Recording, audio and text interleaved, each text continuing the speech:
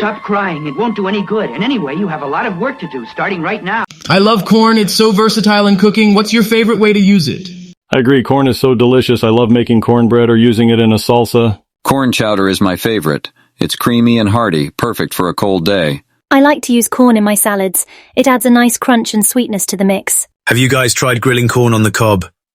It's so easy and tastes amazing with just a little bit of butter and salt. Grilled corn is one of my favorites too. It's a classic summer dish. Corn can also be used in so many other ways, like in tamales or as a side dish for BBQ. And let's not forget about popcorn. It's the perfect snack for movie nights or just as a quick treat. That's true. Popcorn is a staple in my house. I like to mix it up with different seasonings too, like chili powder or garlic salt. Overall, corn is such a versatile and tasty ingredient. It's no wonder it's a staple in so many different cuisines around the world. My favorite made-up reality TV show is called Island Love Match. It's basically a dating show set on a deserted island, and the contestants have to find love while also surviving on the island.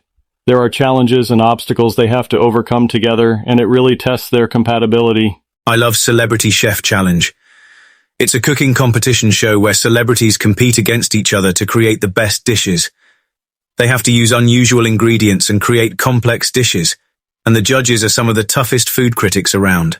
My favorite is Fashion House Wars.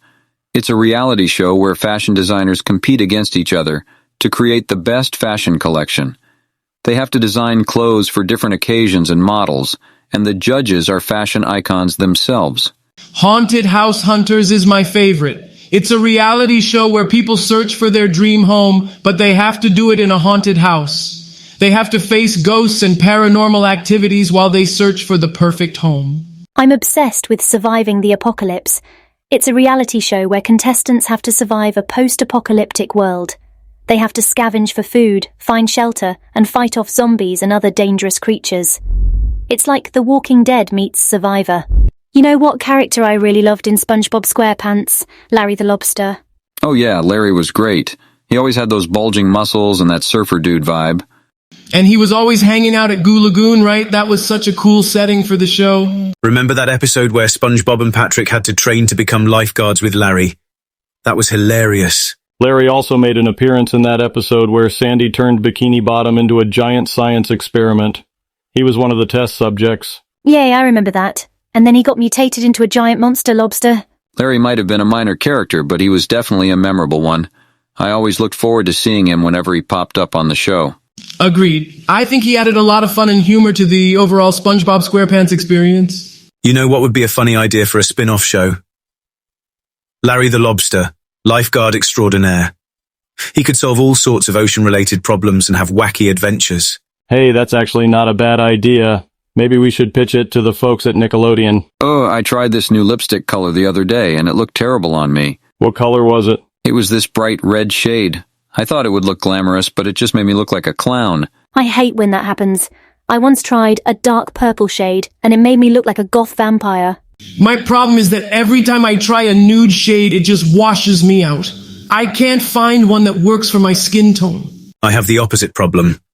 Every time I try a bold color like a hot pink or a bright orange, it just looks too overpowering on my lips. It's so frustrating because you see these amazing lipstick colors on other people, but when you try them yourself, they just don't work. I know what you mean, but it's all about finding the right shade for your skin tone and your personal style. And sometimes you just have to experiment and try new things. You never know what might surprise you. That's true. I think I need to step out of my comfort zone and try some bolder shades. And I might need to try some more neutral shades, like a soft pink or a warm beige. I guess the lesson here is to not give up on finding your perfect lipstick shade. It's out there somewhere. You know what Skittle flavor I really can't stand? Grape.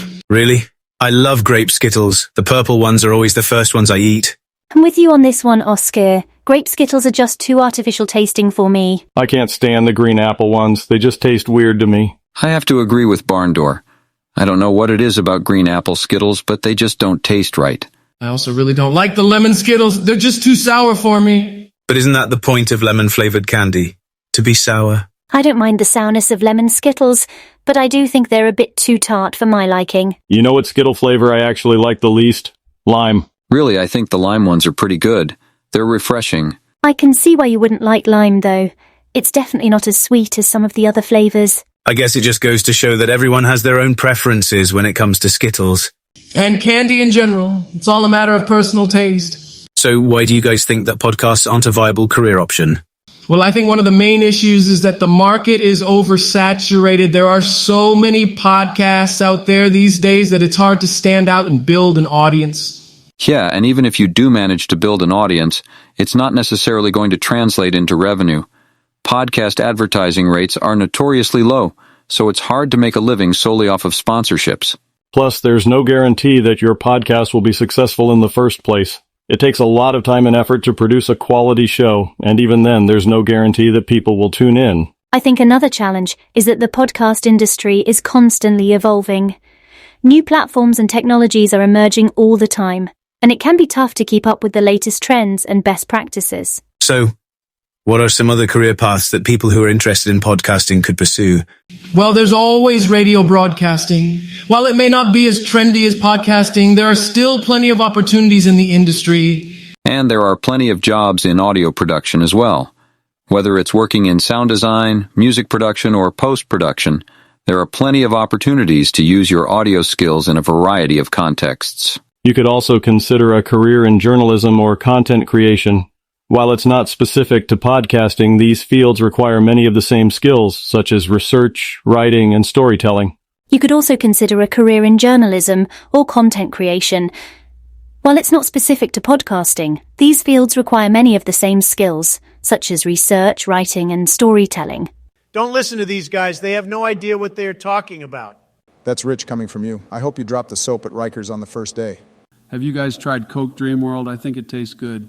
Shut up, Sleepy Joe. It's lightly salted battery acid at best. How did I ever let you be my backup for 8 years?